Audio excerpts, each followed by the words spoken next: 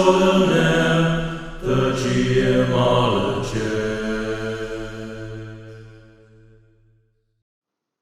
Hey, Carl, Jason here, just pausing, listen to your latest episode. As far as collecting versus playing, there will be a Cerebrivore episode on that on December 16th, next Friday as I call this in. So check that out and you'll get to hear Arlen and BJ and myself talk about that topic. As far as my talk with Amy, that comes out tomorrow as I call this in, December 9th on Cerebrivore. So check that out as well. And let me get back to the episode. We've all heard the solo podcasts, we know the names of the legendary anchorites, but now the Hydra of Discord, the polyphony of podcasting quarrels, joined together into a single podcast, Cerebrivore, a bi-weekly show where a rotating cast of podcasters discuss a variety of tabletop role-playing topics. Cerebrivore, it'll devour your mind. Hey, that was Jason Connerly talking about Cerebrivore. So he mentioned the episodes from December 16th and December 9th. And those are Cerebrivore Season 1 episodes B18 on December 9th and E20 on the 16th. So the one on the 16th, E20, Season 1 E20 is called Collecting RPGs, and then the one from the 9th, which features my wife Amy Lee, is called Cerebrivore Confidential. So thanks so much for those calls, Jason, and here you have another call.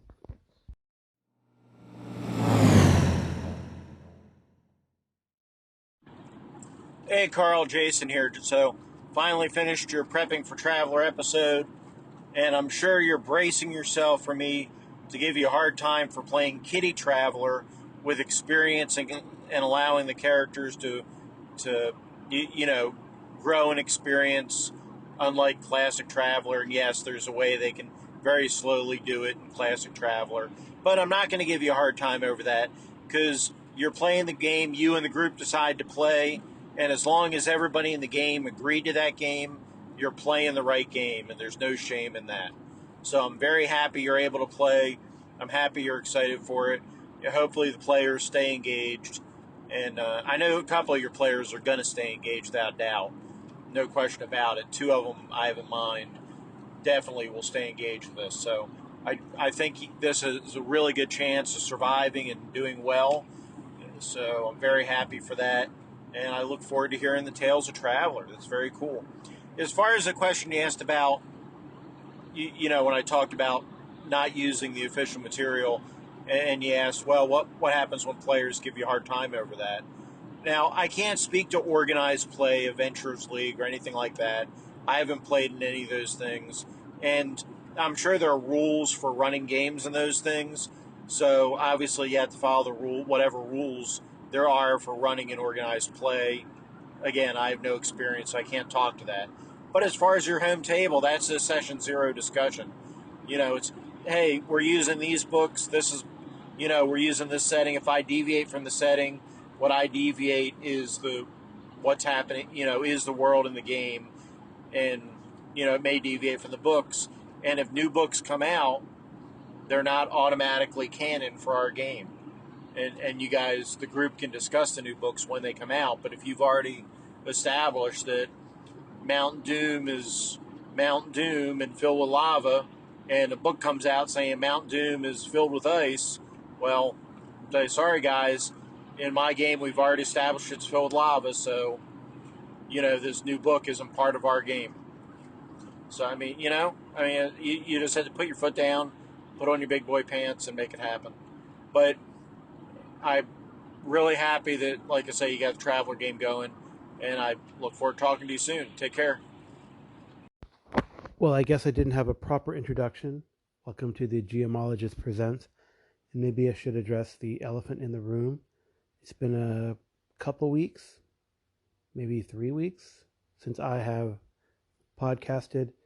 Just been not feeling it, been stressed for various reasons. And yeah, I missed a couple Mondays of mini review Mondays, but I did record a lot of segments for various mini reviews, so those are somewhere in the cloud, and they just need to be looked at, revised, maybe redone for audio quality, and then reviewed. So I have several books that I have unboxed. There is an unboxing here. I'm not going to do a mini review for every single unboxing because sometimes there is a bunch of boxes I get and then I gotta review them. And what's on for today, I think, based on the response to Traveler and prepping for Traveler, I think I'm going to talk about, like the title suggests, getting that white whale to the table. And Traveler has been a game that I've been wanting to run for a very long time. Like Jason alluded to, and what I talked about in prepping for Traveler, where we're going to be using the Mongoose version 2, Mongoose Traveler, the second edition. And I guess I'm using it for various reasons. One, it's the current publication of the Traveler role-playing game. They have a lot of support. They keep updating things. They have several campaigns that we can use. In this current incarnation, I'm titling it Behind the Claw, named after the Spinward Marches book publication, sort of the colloquial nickname for the Spinward Marches in the official Traveler universe. That it being behind the claw and Spinward of the Great Rift, the rift being the claw that juts into this area of stars, an area of very sparse star systems, which is the claw, separating the core imperial worlds from the Spinward Marches, and that this rift of low star density into the spiral, the spiral arm where around where the Imperium exists. So I think I've always been fascinated with the Traveler universe, and it's amazingly as how many star systems you have and that are populated and defined in the official Traveler universe. It's such a small part of the Milky Way, which has always sort of fascinated me, maybe from a existentialist point of view. So we have gotten Traveler to the table, and I think it's been pretty cool. So you can, I think Jason Hobbs in his Random Screed podcast did talk about character creation, and there is an online, like you press a button type of character creation for Mongoose Traveler 2. I did this with some pre-gens that I made for a prelude to a campaign type Traveler I did it as a prelude adventure. I made pre-gens for a prelude adventure for one of the big campaigns, Deep Night Revelations, that Mongoose Traveler publishes. The player characters didn't really want to do that. They wanted to experience sort of, in a way, classic Traveler, which is sort of space trucking in the Spinward Marches. And so I came up with the Behind the Claw idea. I've mapped out at least the first few adventures, and then we'll see where the players go depending on what hooks they take, what clues they might pursue, and what I decide those clues mean. So we did finish the first adventure already. I've had 2 sessions of Traveler, and I think it was very satisfying. So the hook was that, well, back to character creation first. So, but I decided, so even though there's an automatic, like press a button, spits out a Mongoose Traveler 2nd edition character, I wanted to go through the procedure with each player. And since I did it with a couple players, you got to be consistent, I believe. So I did it with all the players who are interested.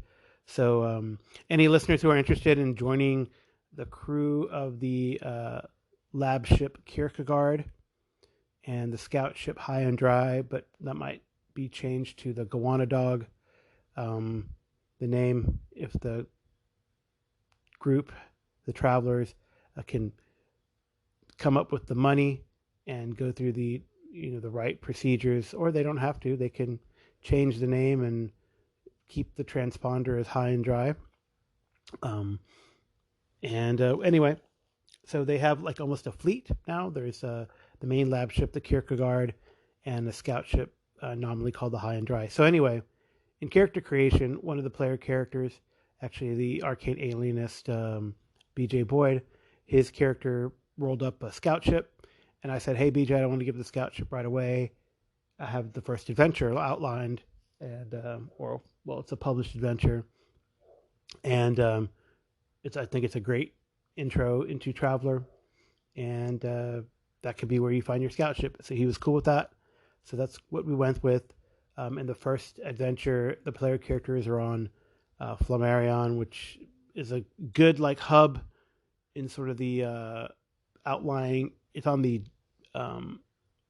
courier route, the Jump 4 courier route, and it's an Imperial world system that is a link between sort of the Spinward Marches and then like a little area of Imperial influence worlds in the I guess it would be the Spinward Rimward most subsector in the Spinward Marches.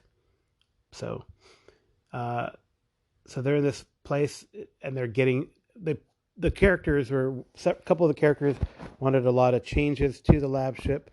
So I spoke with them, and then we decided, well, since you got these ship shares and lab and changes, and you want to effectively reconfigure the ship so that one, especially on the frontier, it can defend itself, and two, take advantage of all these extra labs that are kind of come standard with the ship and change them around to get more cargo, have more specific types of laboratories, a medical bay, etc. So I said, okay, well, at the start of the campaign, here is 001 1105. That's the start of the this official start date for Golden Age Mongoose Traveler 2nd Edition, which harkens back to Classic Traveler, which is when the original Classic Traveler started.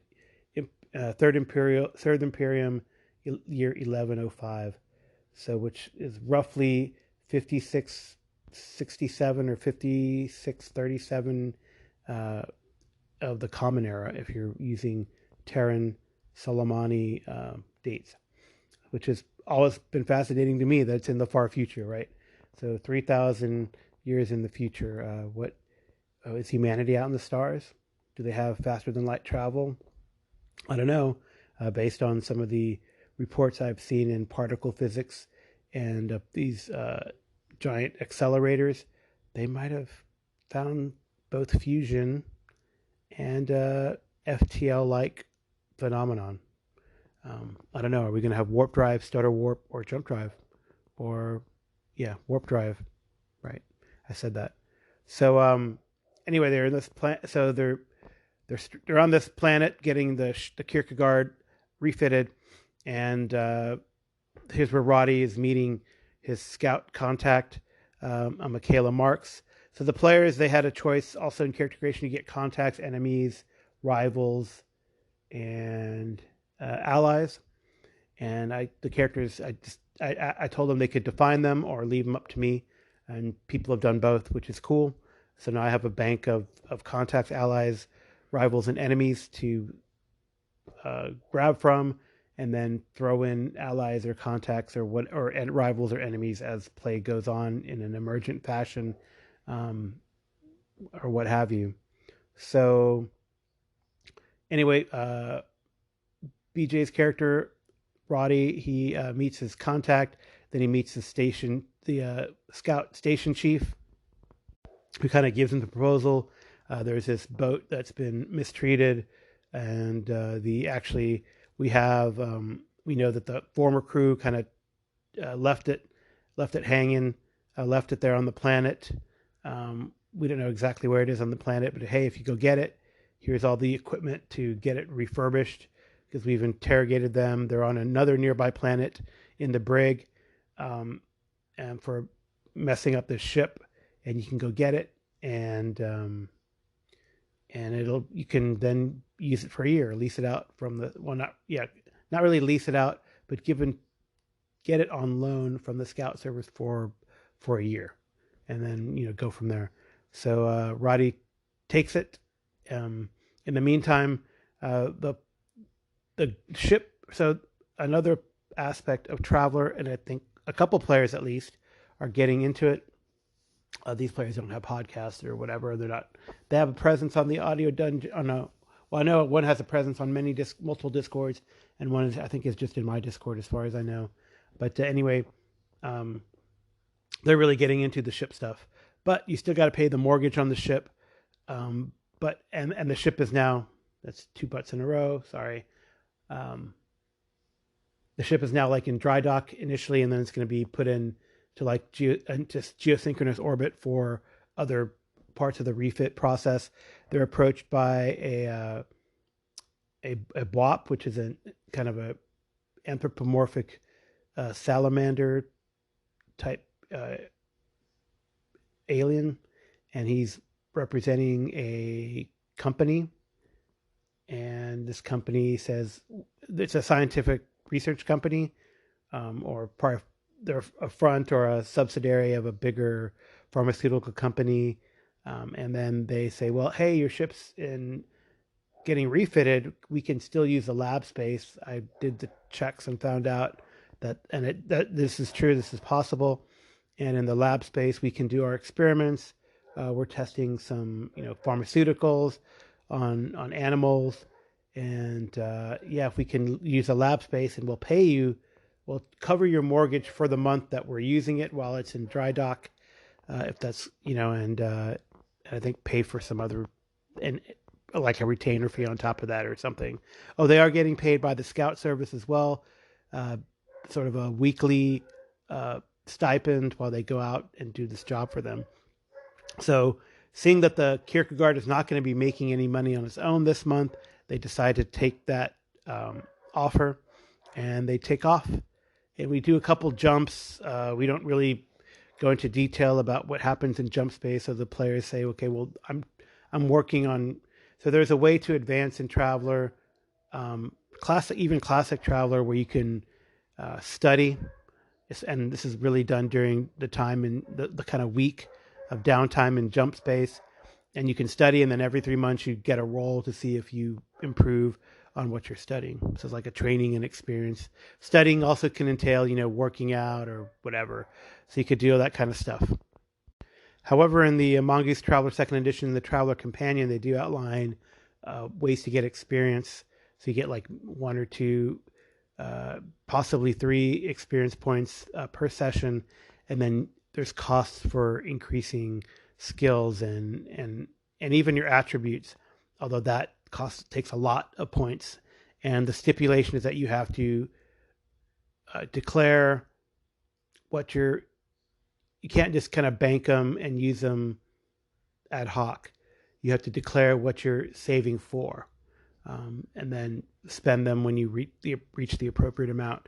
So we've incorporated that into the game. It's like an optional rule. There are a lot of optional rules in Traveler Companion, including, kind of not life path, but point buy systems for making characters, archetype type systems for making characters, and several other types of rules in the Traveler Companion. Good book by Mongoose Traveler. So they do a couple jumps on one of the jumps. They kind of get out, stretch their legs, do a little exploring, have some fun on a world, and I gave them like some benefit for going and checking out the sort of astronomical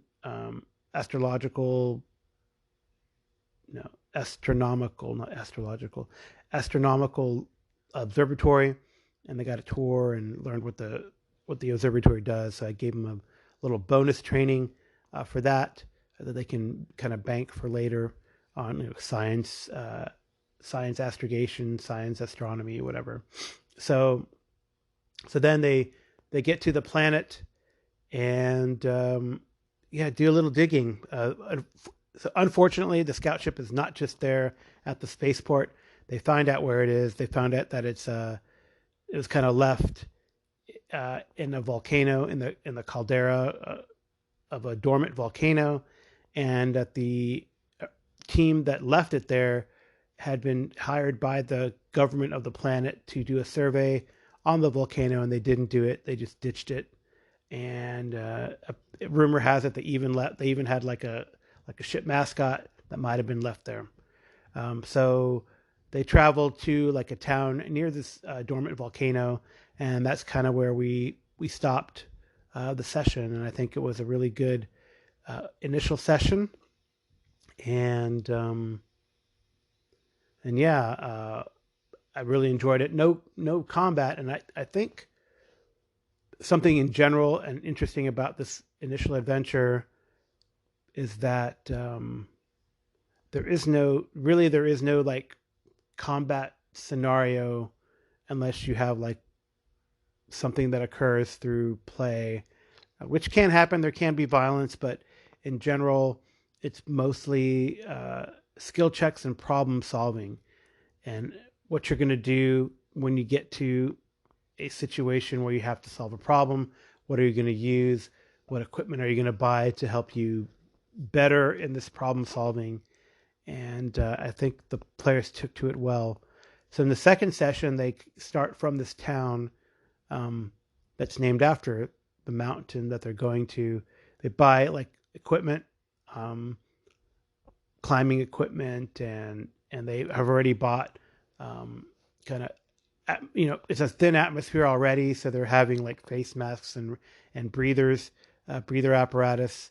They don't need like actual like tanks and a hazmat suit or for a toxic or hazardous environment, but they do have breathers on, so that kind of mitigates one problem. So it's interesting. Then Traveler, like that technology can really overcome mundane problems that if you don't have the equipment make it harder to complete the task. And I think some of the players are savvy to that idea of the technology, and other players don't really mind or care or pay attention, which is fine because they have characters that do and say, hey, okay, we're going to buy breathers for everyone and make sure everyone's taken care of. So the first part of this kind of the next part in the problem solving in this adventure, so these are some spoilers, but which is, I think, is okay. If you're listening to this podcast, you're probably, interested in Traveler, want to know about the adventure and whatever. And its adventure is it's Spinwood Marches Adventure 1 High and Dry, and it's a remake. Apparently, I don't remember the classic Traveler Adventure, but apparently there's a classic Traveler Adventure also called that, or is a similar scenario, similar situation. We got to recover a ship.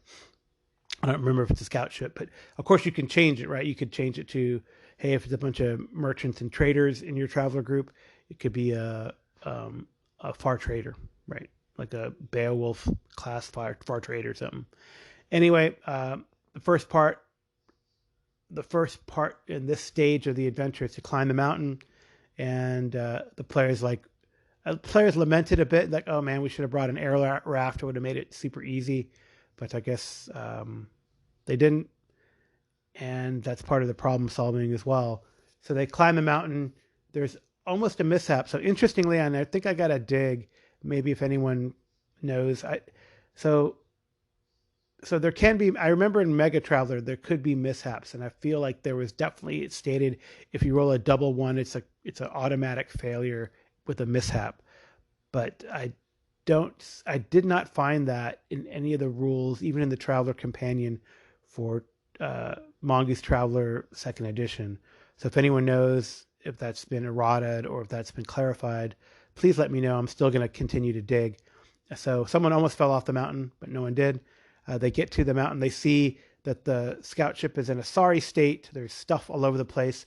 A couple of players using their Magna goggles, they see some creature moving down there, and one of the player characters, he has the appropriate skills and is able to make the roll and identify the animal as something called a Tensher's wolf, which can be domesticated, but apparently this is the ship mascot that got left on the planet by these nefarious. I don't know if they're nefarious, but the previous crew, they seem to have been up to no good. They did learn, in the previous session, talking to people from Walston, that they were troublemakers at the very least. They did find on the mountain a couple dead bodies, but they had been there a while. However, recently their equipment and the bodies had been sort of disturbed, and equipment had been, looks like they had been rifled through, equipment had been taken, looks like an air raft had landed nearby. So, hey, these people who were here before loot the dead. I don't know if that's a good or bad thing, but they did take, like, if there's any identification on these two poor people who died up here, that was taken. Their stuff was strewn about. The only thing that could be salvaged were pythons for climbing, but anything else of value was taken. So they get to the ship. Everything it's a mess. It's strewn about. They're able to spot. So they kind of walk around. One of the players is able to confront the Tensur's wolf and give it food so it doesn't become a problem and attack people at night or anything. I guess that could be the conflict or a violent conflict in the adventure, but they solved it non-violently, which I'm happy with that. They learned that the wolf's name is Kimberly, and they go about fixing the ship, which is a series of skill challenges to fix the ship and to decide what appropriate skills or what skill sets that the player characters have to fix said ship, from simply cleaning it out and fixing the life support, to fixing the electronics, fixing the navigation, etc. And then they're like, this kind of takes them way into the night. At least for one of them, it takes about 4 hours. There's mechanics to determine how long it takes, and how well you succeed, that can mitigate the amount of time that it takes to do a task. So I thought the mechanics were laid out pretty well, and the characters kind of went through them, and I felt that they enjoyed it. There's definitely more excitement later in the adventure, and but the initial part was sort of a skill challenge. The next day they start the survey, and then that day is when kind of all hell breaks loose. Whether they haven't figured, well, that kind of becomes part of the epilogue, but they put kind of, to do the survey, they have these seismic charges, and then they evaluate the explosions, and that kind of maps the mountain, looks for weak points, etc. So they set off all these charges in lava tubes and in and around the caldera. And then there's a small earthquake at some point. This also could be, right. I think the idea is in the adventure is to let the characters think that they caused this problem, but it also is sort of the quantum volcano, right? It's going to erupt because that's the crazy thing that happens in the adventure. So I don't know. The characters do have various options though, that they could cut and run, but I think the players are made of some noble stuff, and they want to finish the survey. They're smart enough to do the pre-flight checks on the ship, so it's not kind of flying cattywampus, and they can control it because they just kind of did a bootstrap reboot effectively for the ship's electronics and the navigation, piloting suite, etc. And it was left in a really sorry state. But when it starts erupting, they're able to get out of the caldera, and then of course the planet kind of contacts them and go, hey, what's going on? Ask them to do a little roundabout survey, which they do. They're able to actually, it erupts. It looks like they're able to kind of make some decisions that make it a little easier and do not put the ship in such danger, although it does get hit by some debris from a couple of minor explosions out of the caldera, eruption, side of the mountain, whatever. And I think they choose a heroic path when the volcano finally erupts, and they determine through their investigation, flying around and surveying the situation using the sensors, even kind of mirroring the flow of the lava and shooting, with the pulse laser that they kind of reattached and refitted, again, sort of in a bootstrap sort of way, able to fire at the path of the lava, slow it down, not really by much, but at least get an idea of how fast it's going through various methods. And then they realize that it's going to kind of lay waste to some villages, towns, farms, or whatever on one of the slopes of the mountain. So and then they perform a rescue. They rescue 11 people who are stranded after the planet with its meager resources kind of gets people out of the area, but can't get everyone. So they ask the ship and the ship can, of course, has the option to always cut and run at this point.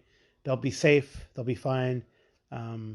Maybe they'll be reviled on the planet for being cowards. But anyway, these players don't do that.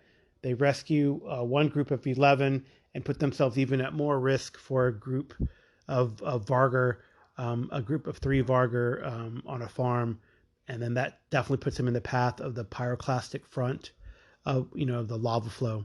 So, so when they get in, get everyone strapped in, rescue everyone, debris is flying, the wind is howling, and then they decide to hit the pyroclastic front head on because that's the strongest part of the scout ship based on their knowledge, the player character knowledge, not necessarily the player knowledge of what would happen.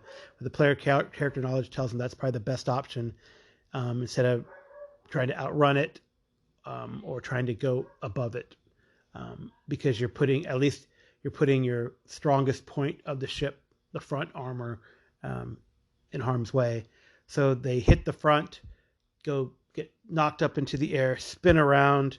The ship kind of cuts out, and that's another frantic skill challenge to get the ship back online, and a series of piloting checks to get it out of the dead spin that it finds, dead spin and hurdy-gurdy whirly thing that it's in.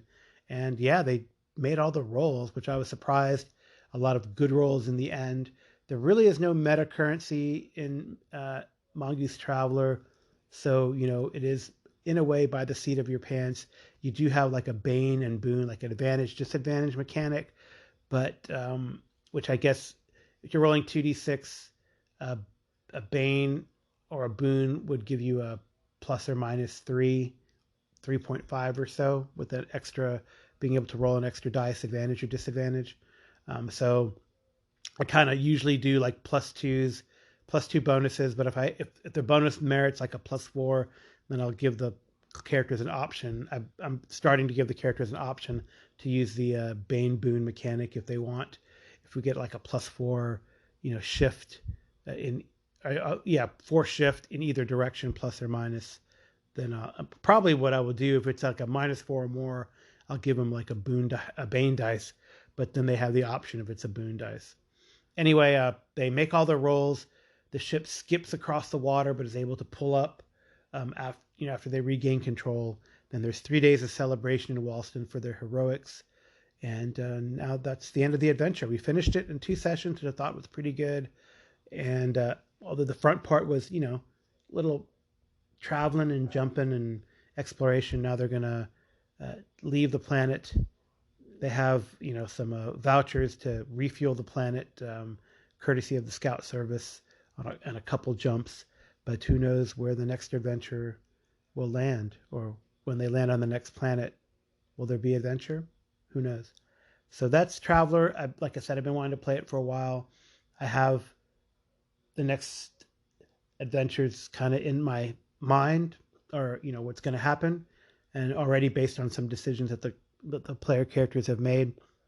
So we will see what happens next time we play bi-weekly. And it's been a lot of fun. So there you go. Hunting down and slaying that white whale, which was getting Traveler to the table again.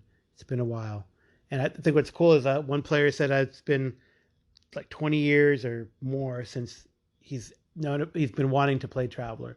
So I'm pretty excited about that and that kind of wish fulfillment. I have a good it seems like I have 5 players in the group. I know that some can't make it every time, which is fine, honestly, because once you're on board the ship, especially or on starport, downport, then players can like stay in port with the ship, stay on the ship, or whatever, So that's the cool thing about it, is that you really can have this sort of drop in, drop out sort of. Though if anyone's interested and wants to drop in, I'll have to get with you to make a character, because that's we did before, and that's what's fair to the other players. So anyway, thank you so much for listening. It's been pretty long, but it's the beginning of the year. I think this might be a little longer, this episode, than, well, I don't know. We'll see. We'll try to keep it under an hour, but you never know. I think I have another segment or two yet. So thank you for listening to Traveler.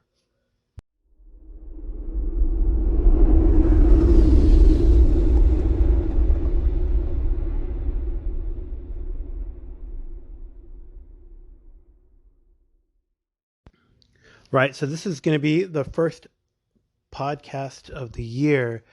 So I don't know if I should talk about the year behind and the year ahead. This is kind of spontaneous in a way, and I probably should have taken notes, but maybe I should talk about like the games. Well, I played a lot of games in 2022, but I think I should discuss the highlights, right? There definitely were some highlights, and let's talk about the ongoing games first. And I have some ongoing campaigns, which I'm excited about, and these are going to continue in 2023. I think the first one is going to be, well, Traveler, which I just talked about. I'll just go sort of in order how I do them in the week. So Traveler is a bi-weekly game. It looks like it's going to continue, hopefully, for some time. And I'm just running a kind of almost a standard Spinward Marches campaign. Like I said, it's bi-weekly, and the other Monday that I do game, the opposite Monday, and we're continuing our Reaver playtest with Joe Salvador. You've heard him maybe on Jason Connerly's Nerds RPG Variety Cast talking about the inevitability of Reaver Quick Start coming out, which hopefully will be in the next few weeks, which is awesome. And then a Kickstarter at some point during the year, which would be really great. Hopefully I can get Joe on here and we can talk about things gaming. So that is definitely like a side plan, is to get more guests on here. I do have at least one guest lined up for January, Stefan Surratt, who has done a couple modules for Weird Frontiers. He has done the Brimstone Cradle and the Hills That Hunger, but he's also known for Mysteries of the Multiverse for MCC. So he has another project coming out here soon for Zine Quest. I think Zine Quest is going to be February, I'm thinking. So he has something planned for that. So we're going to talk to him about that probably in the next couple weeks. And I would like to get more interviews in for creatives this year. That's one of my goals. So on Tuesdays, my ongoing game is Twilight 2000, and that's going strong. We're running through some of the classic adventures from Twilight 2000 First Edition, but I mean, they're also, granted, Black Madonna is kind of like a dungeon crawl. There's a goal in mind, but the others are kind of, here's point A, here's point B. Like Pirates of the Vistula is a point crawl, really, but it's not like you have to do X, Y, and Z when you get to point A, B, or C. It's very open-ended, and Free City of Krakow was even more open-ended. It's kind of like faction play if you want to or not. It's Operation Reset if you want to or not. So that game is going strong. I have a really great core group of players, 4 players, and they have a big platoon-sized unit. So there's a lot of NPCs and sort of henchman play that is very, a lot of people, kind of very much in that old school idea tradition of you have like NPCs and henchmen that kind of surround the player characters in a way, bolster their force and their capability. So they're chugging down the Vistula from Krakow to Warsaw right now, the main group. But I had an inspiration by one of my good listeners I proposed, hey, they have such a big group, maybe there could be side quests or side adventures from the NPCs, like pull from the NPCs, and I've decided to do that, and run a game for a side adventure, and I'm going to be doing that at BSRCon this month. And that's something I did last year I thought was really cool, and this also adds to what I want to do, one of my plans for the year. And last year I really kind of started, I'd been running some stuff for, say, for example, for Chaosium, for the Cult of Chaos, some of their published con adventures, or there's con adventures that they distribute and run at cons. And I decided to do my own thing. I ran a scenario several times during the year that was very well received. I ran it twice online and twice live, and at the conventions. And I've decided to start running my own things at conventions, which I did. I did that. I ran my own thing at both online, and so the conventions I attended, I think I attended a Weekend with Good Friends, and I ran Medieval Pulp Cthulhu and a Delta Green adventure. And then at ChupacabraCon, which is a con in Austin that's very heavily attended by a lot of Savage Worlds folks, a lot of Savage Worlds creatives and creators that are in South Texas or in this area. We got to play a great East Texas University Legacy game, which I can't wait till that comes out, where you play adventures, and we got to play in all three of them, adventures in the late 1800s, in the 1920s or 50s. Maybe it was 20s, 50s, and 80s. I think it was 20s, 50s, and 80s. But it was very cool. Tangent. But I ran my Medieval Pulp Cthulhu adventure there, and then I ran a published adventure there as well, another Cthulhu adventure, and just kind of played a lot. Played some Delta Green, played the East Texas University games for Savage Worlds, and then also Amy went with me, and she played. While we do like to play together, it's good for her to branch out, for us to play independently. So she played some games when I wasn't there, and I played games when she wasn't there. But we played the Legacy games together, so that was really fun. Anyway, then I went to North Texas RPG Con, and I ran a couple of games there. I ran my own games there as well. I ran again the Medieval Pulp Cthulhu and a Weird Frontiers game, which were both well received.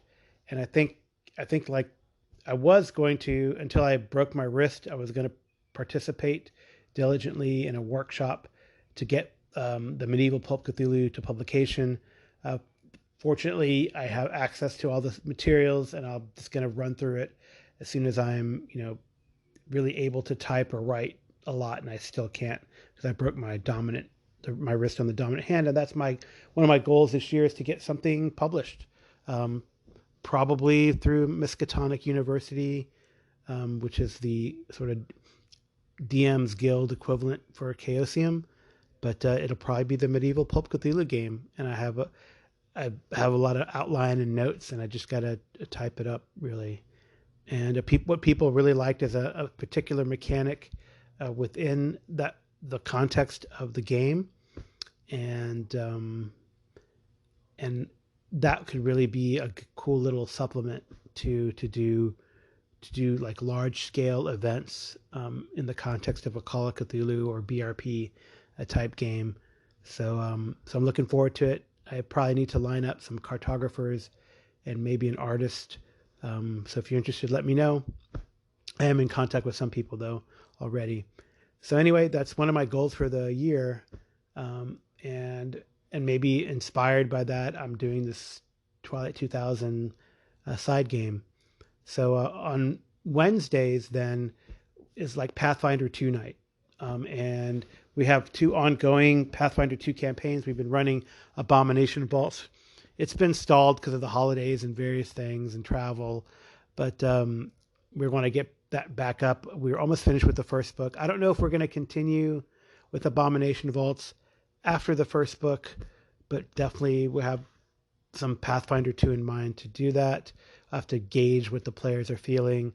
It's a really 3-part adventure path, which is doable, definitely doable, and I think it's pretty cool. Self-contained mega dungeon, but although the second book you kind of leave the dungeon anyway.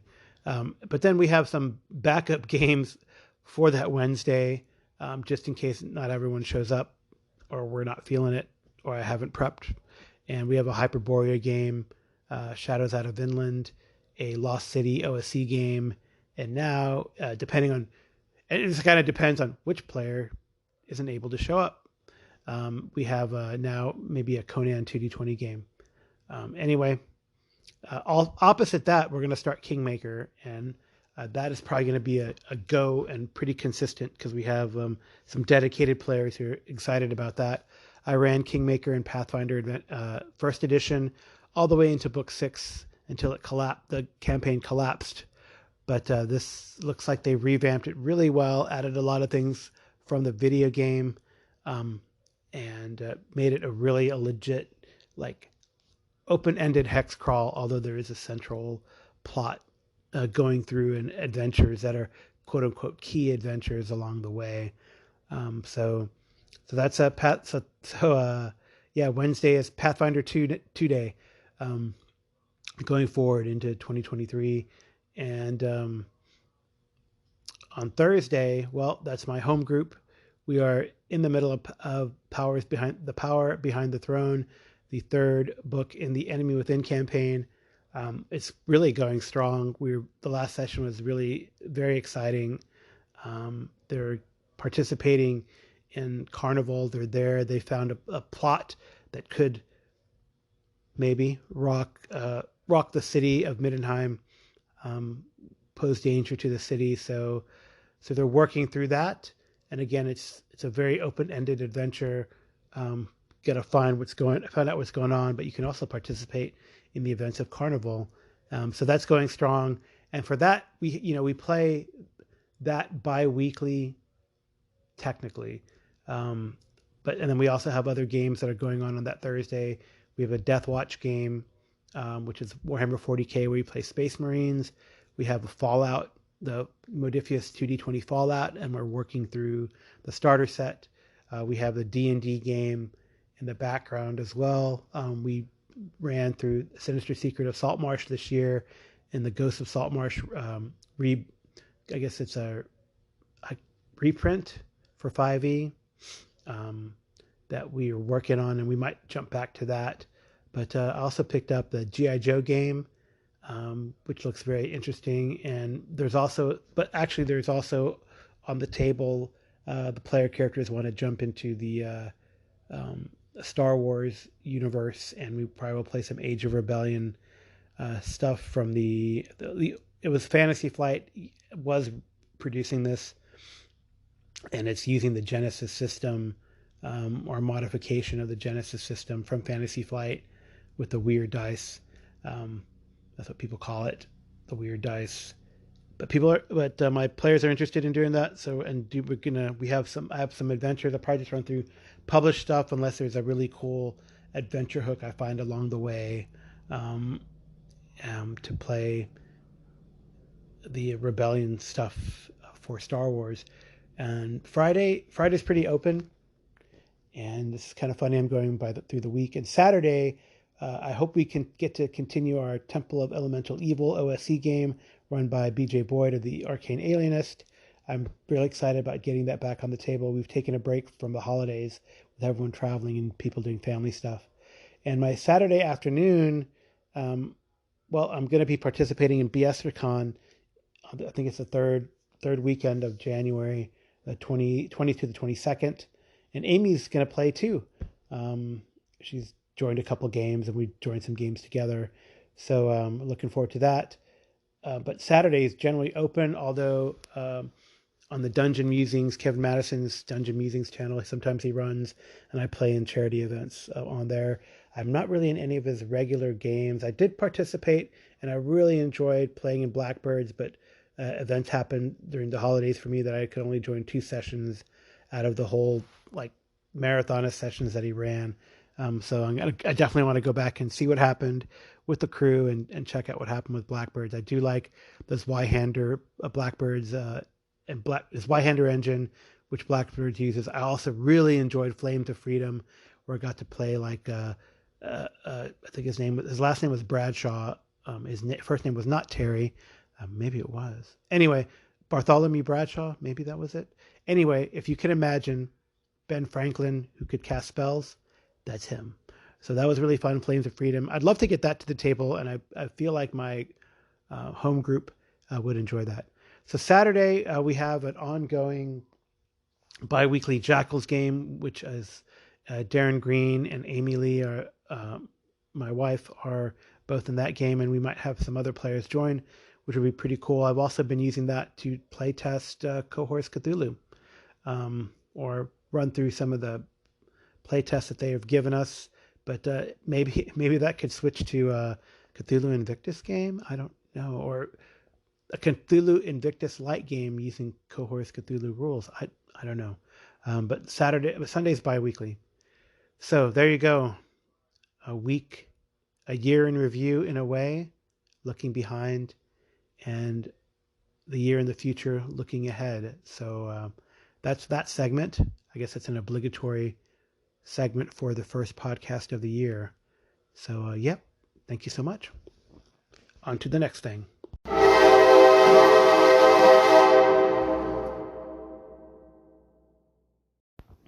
Hey everyone, I have an unboxing. Amy's going to help me because I can't open the box. I have a box, but you can hear it tearing. It's from Lightning Source out of Tennessee. So a Lightning Source usually means drive-through RPG print, and it's kind of like a 5x7 package that is like half an inch wide, and Amy tears it open, and it's got stuff inside. Packing stuff. Ooh, there's something slipped out. Is that it? Oh no, there's 2 books. Ooh, there are 2 books. There is Fever Dreaming Marlinko, a city adventure supplement for Labyrinth Lord by Chris Kutelik, and Midnight Boulevard, 2d6 adventures in the world of film noir.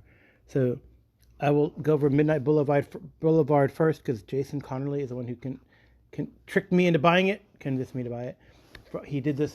He reviewed Midnight Boulevard during his November Noir, and this uses the 2d6 system, Cepheus engine, and so it's like a kind of like Traveler, classic Traveler, and you make a noir character, which is pretty cool. So 2d6, and I guess you have a career and you jump into it. So what are the contents? Midnight Boulevard. It's a very small book, so which is kind of neat. And I did do there's a bundle on drive-thru, so I got all the adventures, but it has mugs and malls, the straight dope mugs and malls, so scars, character generation, aging, mustering out, etc. And then it has hitting the hooch mobs, dinguses, socking and plugging, getting around, animals, behind the 8 ball, which is probably an adventure. But there's also disease, events, weather, then lights out and bumping. What's bumping gums? That sounds kind of weird. So that might be like a kissing and romance, maybe. I don't know. It'd be kind of fun. Dental. There's common slang terms. Bumping gums is talk about unimportant things. So lights out, animals behind it. That's cool. It's a cute little very small book, not very long. Like I said, it's like a A5 size. kind of fanzine size, but 23 pages with and then the OGL S24, but looks pretty cool and comprehensive. There's a lot of different careers. It's kind of neat. Athlete, average Joe, big wheel, cop, entertainer, pilot, drifter, rogue, sailor, physician, soldier, technician. So pretty cool how to make a character and go through the survival and all that kind of stuff. So neat. Midnight Boulevard using the Cepheus engine, film noir. And the second one is Fever Dreamin' Marlenko. And it is 70 pages. It's got a cool map, color map on the back. So it's like a cityscape. And it's the table of contents, welcome to the city, what's going on in the town and all this kind of stuff. So, there's several adventure sites, crime and punishment, running long and short cons, continuing adventures. So I was kind of gonna use this as a substitute for Port Zingarios because I read somewhere on a Reddit or whatever that this was a good substitute. So and it's Labyrinth Lord, so easily compatible BX to 8, OSR type games. So yeah, pretty cool. I like the adventure sites. They got a lot of nice 3D maps as well as flat maps. I love it. Cool stuff. Could definitely use it for any game set in a city, and this looks like a neat city to explore. All right, that's my unboxing.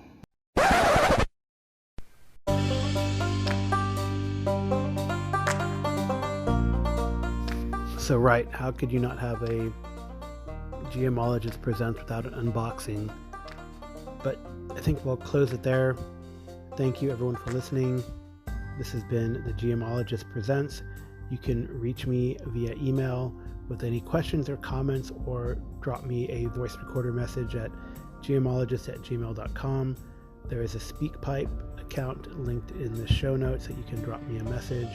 You can try, though it's a pain sometimes, to leave me a message using the Anchor website, and you can always drop me a voice recorded line or DM me on the various Discords. I'm on several of them that are common to many of us listeners. So TJ Drennan does the intro and outro music. My wife Amy does the cover clip art. And thank you all for listening.